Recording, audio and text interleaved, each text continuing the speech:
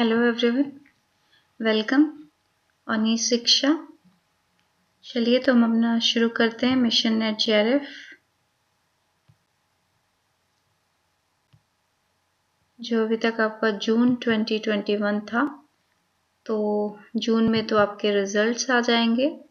तो अब ये मई 2021 है, मई में आपके एग्ज़ाम हो रहे हैं, जून में आपके रिजल्ट आपके हाथ में होंगे। तो चलिए, इसका नाम अभी भी मिशन नेट JRF जून 2021 ही है।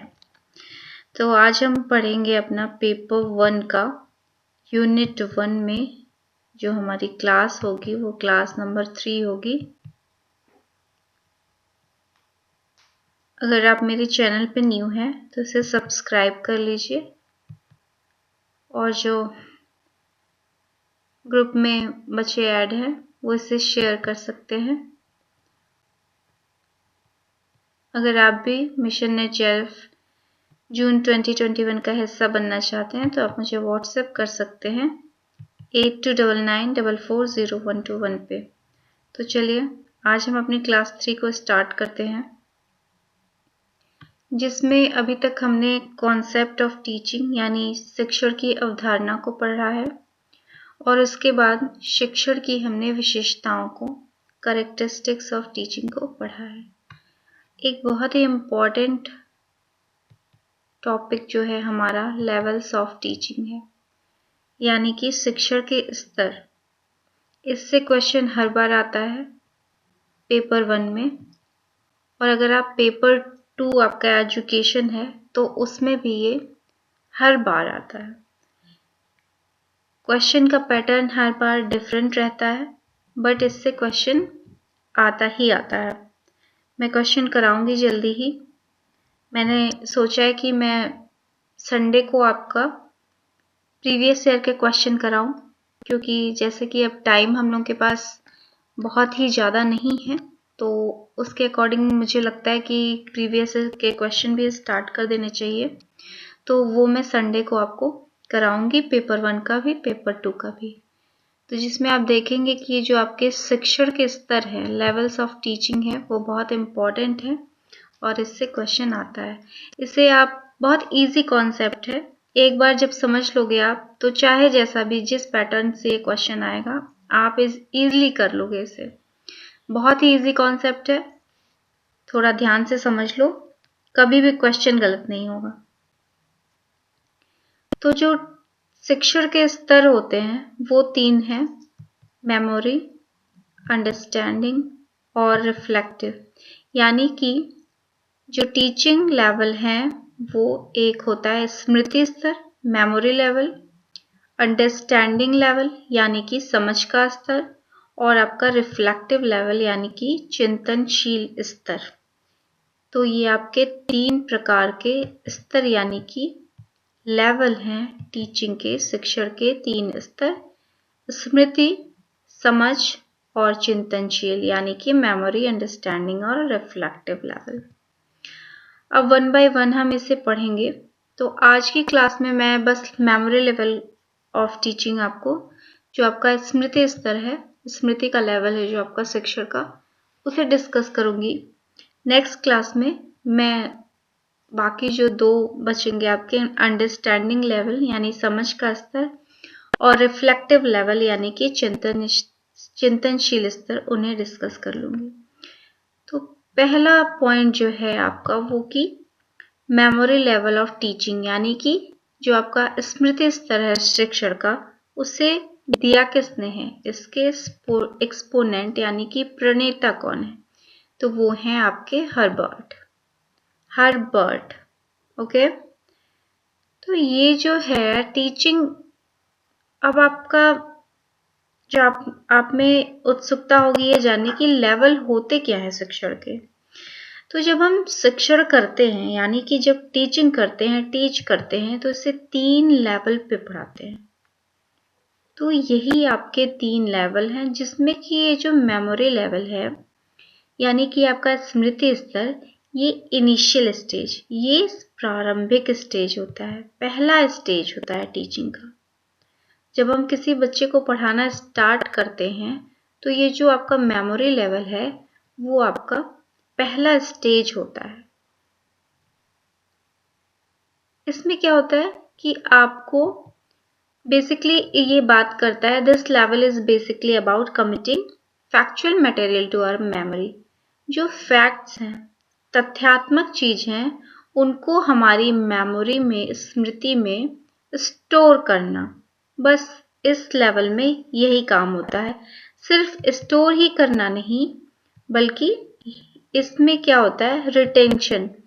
जो हमने सीखा, जिन फैक्ट्स को सीखा, उनको रिटेन करना माइंड में, यानी कि माइंड में उन्हें रखना, लर्न करना, उन्हें सीखना, और reproduction of the material as when required, और उसका रिप्रोडक्शन करना जब जरूरत हो। इसे मैं बहुत सिंपल पॉइंट्स में आपको समझा देती हूँ। जैसे कि इस मेमोरी लेवल जो आपका है, इसमें क्या होता है कि बच्चे को लर्न कराया जाता है, सिखाया जाता है। क्या बच्चे से एक्सपेक्ट किया जाता है कि बच्चा जो हम सिखा रहे हैं वो एकदम लर्न कर ले। जैसे हम जब छोटे बच्चे को पढ़ाते हैं तो उससे बोलते हैं टेबल लर्न करने को, या फिर उससे कहते हैं पोएम्स लर्न करने को, तो वो क्या करता है, लर्न कर लेता है। उसके बारे में बहुत कुछ नहीं सोचता है, उसे समझना नहीं होता है। जैसा कि आपने देखा कि आपका समझ का स्तर है सेकंड वाला,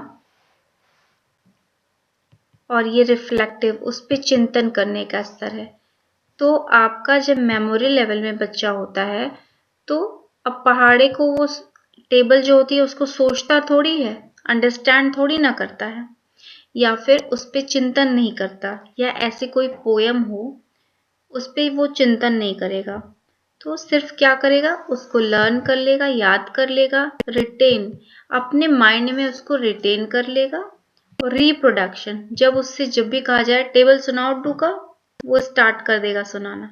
ठीक है, तो ये लेवल होता है आपका मेमोरी लेवल का, यानी कि जो तथ्य हैं उनको बच्चे को अपने माइंड में रखना है, लर्न कर लेना है, याद करके रखना है, और जब भी उससे कहा जाए कि सुनाओ ये चीज, तो वो तुरंत उस चीज को रिप्रोड्यूस करे, उसको तुरंत ही सुना सके।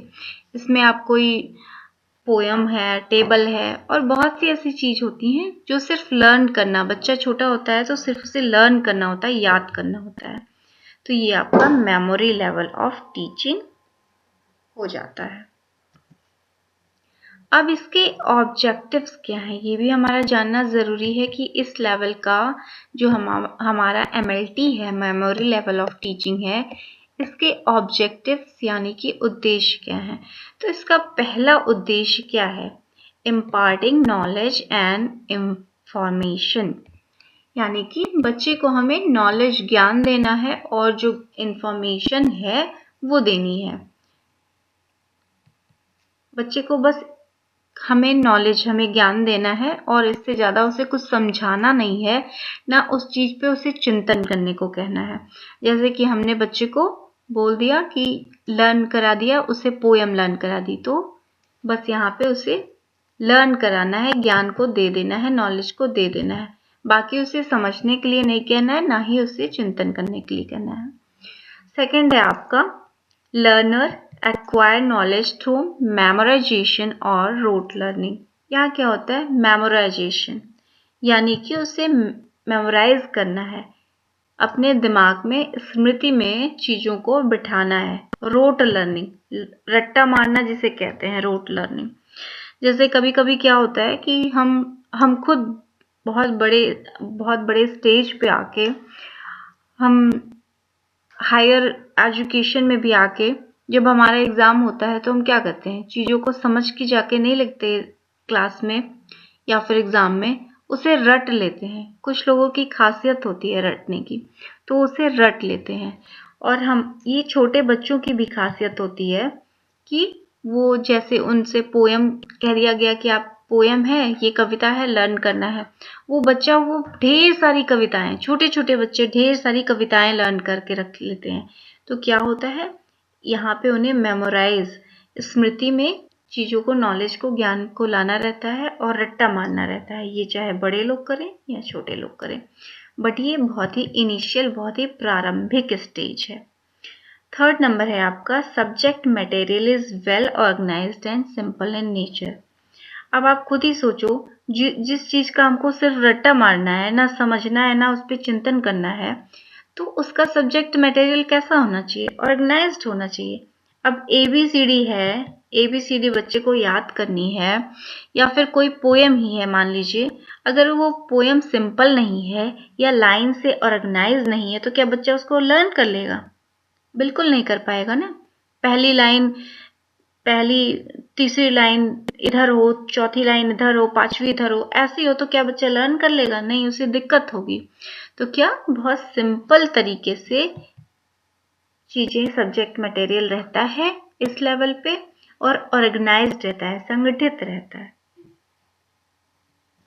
फोर्थ नंबर है आपका covers only the knowledge based objective of Bloom's taxonomy. अभी मैं आपको ब्लूम्स टैक्सोनॉमी पढ़ाऊंगी, जो कि बहुत ही इंपॉर्टेंट है आपका एजुकेशन में भी, पेपर 2 में भी और पेपर 1 में भी। तो ब्लूम्स टैक्सोनॉमी हम लोग नेक्स्ट क्लास में पढ़ेंगे। तो ये क्या करता है, ये क्या कह रहा है कि ये जो नॉलेज बेस्ड है, ब्लूम्स की टैक्सोनॉमी पे जो नॉलेज बेस्ड है, ये लेवल जो है MLT जो है आपका मेमोरी लेवल ऑफ टीचिंग जो है, बस इसे ही कवर करता है। ब्लूम्स की टैक्सोनॉमी का जो नॉलेज बेस्ड ऑब्जेक्टिव होता है, नॉलेज बेस्ड। अभी आप ब्लूम्स की टैक्सोनॉमी पढ़ोगे तो आप जानोगे कि नॉलेज बेस्ड होता है, कुछ एक्शन बेस्ड होता है। तो ये सिर्फ नॉलेज, ज्ञान पे आधारित ऑब्जेक्टिव को ही पूरा कर पाता है, ब्लूम्स की टैक्सोनॉमी को। फिफ्थ नंबर है आपका simple memorable things are taught to student. यहाँ पे क्या होता है, बहुत सी सिंपल, यहाँ पे मैंने बताया आपको सिंपल इन नेचर, वैसे बहुत सी सिंपल चीजें और मेमोरेबल थिंग्स जो याद करने योग्य चीज है, वही टॉट टू स्टूडेंट, वही बच्चे को पढ़ाई जाती है। क्योंकि यहाँ बच्चे को क्या है, रटना है, रट के दिमाग में बिठा लेना है, जब उससे जो पूछा जाए और उसे तुरंत उसे रिप्रोड्यूस कर देना है। यहाँ क्या है, the teaching is subject centred. यहाँ सब्जेक्ट सेंटर्ड है, बच्चे पे फोकस नहीं किया जा रहा है, यहाँ पे स्टूडेंट सेंटर्ड नहीं है, ना ही टीचर सेंटर्ड है। बेसिकली ये यहाँ पे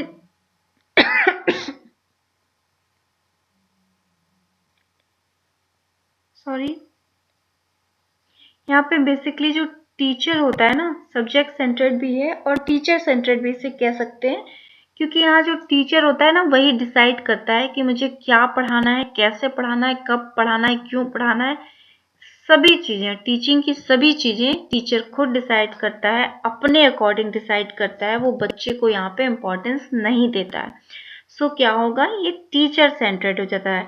बच्चा पैसिव रहता है, बच्चा चुपचाप रहेगा, ये बच्चा है ये चुपचाप रहेगा, और ये जो टीचर है, जब ये पूछेगा बच्चे से कुछ, जब ये पूछेगा कि बच्चा अपना नाम बताओ या बच्चा ये पोयम सुनाओ, तब ये बच्चा बोलेगा, तब ये बच्चा बोलेगा, रिप्रोड्यूस करेगा अपनी नॉलेज को जो उसने सीखा होगा। तो क्या हो गया, ये टीचर सेंटर्ड हो गया और ये सब्जेक्ट सेंटर्ड हो गया, क्योंकि सब्जेक्ट पे यहाँ मेन फोकस रहता है।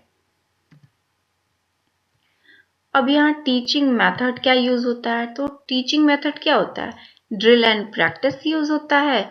हमें यहाँ पे बच्चे को हम लर्न कराते हैं, बार बार उसी चीज की प्रैक्टिस कराते हैं। अब जैसे अब छोटा बच्चा है, उसे टेबल नहीं लर्न हो रही है, तो कई बार क्लास में उसको टेबल, कई बार एक ही टेबल कई बार रिपीट की जाती है, एक ही पोएम कई बार रिपीट की जाती है। तो क्या होता है, प्रैक्टिस की जाती है। इसमें टीचिंग मेथड प्रैक्टिस पे बेस्ड है। जो शिक्षण विधि है वो प्रैक्टिस विधि यानी कि अभ्यास विधि को यूज किया जाता है। Review, revise, question technique, revise कराया जाता है। एक ही टॉपिक जब तक बच्चा लर्न नहीं कर लेता, उससे बार बार रिवाइज किया जाता है। क्वेश्चन टेक्निक इसलिए यूज होती है क्योंकि क्वेश्चन पूछ के बार बार लर्न कराया जाता है। देखता है टीचर की ये चीज बच्चे ने रट ली या नहीं रट ली, तो बार बार क्वेश्चन टेक्निक को यूज करके भी ये बच्चे को लर्न कराया जाता है। टीचर का रोल क्या है यहाँ पे, टीचर्स रोल, टीचर का क्या भूमिका होता है इस स्टेज में, जो ये आपकी MLT है, मेमोरी लेवल ऑफ टीचिंग है, स्मृति स्तर है शिक्षण का, उसमें टीचर की क्या भूमिका है। तो इसमें टीचर की भूमिका क्या है, डोमिनेटिंग, एंड ऑथोरिटेरियन। यहाँ पे क्या होता है, टीचर प्रभुत्व अपना बनाए रखता है, जो जैसा चाहता है वैसा प्लानिंग करता है टीचिंग का, सब कुछ अपने अकॉर्डिंग करता है। तो यहाँ टीचर का प्रभुत्व रहता है, वो बच्चे पे यहाँ पे स्टूडेंट सेंटर्ड मेथड को यूज नहीं किया जाता है, इसलिए पूरा का पूरा जो रोल है टीचर का वो डोमिनेटिंग प्रभुत्वशाली रहता है, वो अपना प्रभुत्व बनाए रखता है, वो जैसे चाहता है वैसे ही क्लास को चलाता है। लर्नर्स रोल, जो सीखने वाला है, लर्नर कौन होता है, जो सीखने वाला है, जो स्टूडेंट है, वो पैसिव रहता है, वो चुपचाप रहता है, जितना टीचर उससे काम करवाता है, जितना उसे सिखाता है, जब उससे सुनना चाहता है सुनता है। तो पूरी तरह यहाँ जो स्टूडेंट है वो पैसिव रहता है, यानी कि एक तरह से क्या कहा जाएगा, निष्क्रिय रहता है, सतर्क नहीं रहता है, टीचर जैसा कहता है वो बच्चा वैसे वैसे करता जाता है। टीचिंग इक्विपमेंट, क्या क्या शिक्षण में यहाँ पे इक्विपमेंट किया जा सकता है, तो टीचिंग एड्स को फॉर क्यूरियोसिटी, बच्चे की उत्सुकता को बढ़ाने के लिए कि बच्चा जल्दी जल्दी अच्छे से सीख सके, कई तरह के टीचिंग एड्स को यूज किया जा सकता है। जैसे कोई ऑडियो विजुअल एड हुआ, यानी कि कोई दृश्य सामग्री या फिर कोई श्रव्य सामग्री या फिर दृश्य श्रव्य सामग्री जिसे आप कहते हैं ऑडियो विजुअल एड्स, टीवी में चला दिया गया, टीवी से बच्चे को सिखाया गया, या आजकल आप देखते हैं स्मार्ट क्लासेस चलती हैं छोटे छोटे क्लास में, तो उसमें क्या होता है, बच्चा देख भी रहा है, पोएम चल रही है बच्चा देख भी रहा है, या स्टोरी चल रही है बच्चा देख रहा है और सीख रहा है, बच्चे की उत्सुकता भी बढ़ रही है और बच्चा सीख भी रहा है। तो टीचिंग इक्विपमेंट यहाँ टीचिंग एड्स प्रोवाइड किए जाते हैं ताकि बच्चे की क्यूरियोसिटी, उत्सुकता को बढ़ा के बच्चे को इजीली सिखाया जा सके। अब यहाँ पे जो मोटिवेशन है, अभी प्रेरणा यहाँ पे कैसी रहती है, तो प्योरली एक्सट्रिंसिक रहती है, यानी कि पूरी तरीके से बाहरी अभिप्रेरणा रहती है। बच्चा खुद से यहाँ पे प्रेरित नहीं होता है कि अरे मुझे ये लर्न करना है, मुझे ये समझना है या मुझे इस पे चिंतन करना है। यहाँ बच्चा पूरी तरीके से टीचर पे डिपेंड रहता है, टीचर जैसा चाहता है, टीचर जब मोटिवेट करता है, यहाँ पे क्यूरियोसिटी उसकी बढ़ाता है, टीचिंग एड को दिखा के, शिक्षण की जो सामग्रियां हैं उसे दिखा के उसके मन में उत्सुकता बढ़ाता है। पूरी तरीके से टीचर जो है वो मोटिवेशन अपना बच्चे पे डालता है, और ये इसलिए एक्सट्रिंसिक होता है, बाहरी होता है, बच्चा अपने मन से आंतरिक रूप से प्रभावित या फिर मोटिवेटेड, अभिप्रेरित नहीं होता है। इवोल्यूशन सिस्टम, जो मूल्यांकन विधि है, कैसे मूल्यांकन होता है इसमें, तो ओरल, बच्चे से पूछ लिया गया कि पोयम सुनाओ, ये पोयम सुनाओ आप, या फिर टेबल सुनाओ, या कई सी चीजें हैं, आप उससे अपना नाम बताओ, इस कंट्री का नाम बताओ, ये करो। तो यह क्या हुआ, ओरल भी हो सकता है, रिटन भी हो सकता है और ऐसे टाइप भी हो सकता है। तो ये आपका इवोल्यूशन सिस्टम हो गया, मूल्यांकन विधि हो गई। तो इतनी चीजें मैंने आपको बता दी, लेकिन बस आपको जानना क्या है, बस आपको इतना जानना है कि मेमोरी लेवल टीचिंग क्या होता है। तो यहाँ पे बच्चा सोचता नहीं है, बच्चा निष्क्रिय रहता है, जो टीचर रहता है वो बहुत अपने प्रभुत्व में, उसका डोमिनेटिंग रोल रहता है, और वो बच्चे को लर्न कराता है, यानी कि सिखाता है, और उसके माइंड में चीजों को, जो तथ्य हैं, नॉलेज है, उनको रिटेन कराता है, माइंड में उनके रखवाता है, और रिप्रोड्यूस जब वो चाहता है, व्हेन रिक्वायर्ड, जब जरूरत हो तो बच्चा उसे सुना सके। तो इस लेवल का काम बस इतना ही है। जब मैं क्वेश्चन कराऊंगी तो इस चीज को आप और अच्छे तरीके से समझ जाओगे। ठीक है, तो आज की क्लास बस इतनी ही, कल मैं इसे कंप्लीट कर दूंगी, और फिर नेक्स्ट क्लास में हम ब्लूम्स की टैक्सोनॉमी पढ़ेंगे। तब तक के लिए ऑल द बेस्ट, और इतना कवर कर लीजिए, और आगे से क्लासेस जो आपकी होंगी वो थोड़ी लॉन्ग ड्यूरेशन की रहेंगी, इसके लिए आप प्रिपेयर रहिएगा। सो ऑल द बेस्ट, अच्छे से पढ़ाई करें आप लोग।